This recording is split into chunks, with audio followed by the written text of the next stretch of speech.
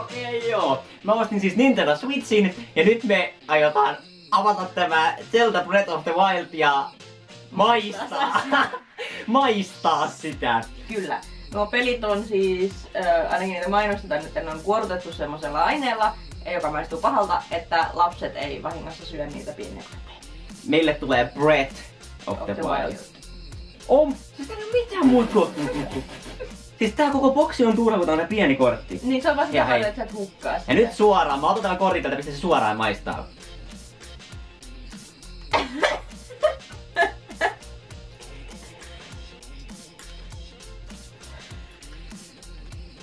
Hyi! Hyi! Hyi! Miltä se maistuu? Mä en tiedä! Siis pistä kunnolla niinku plats tämä kohta kielelle. Kunnolla niinku pläm. Ja sitten otat sen pois, niin se...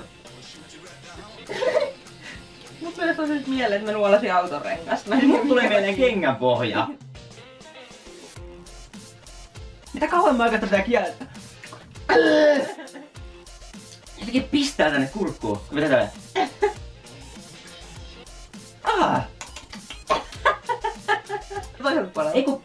Älä siihen pistä, se vastaa. Maistuu sekin? Hyi! Se maistuu vielä pahemmalta. Miten?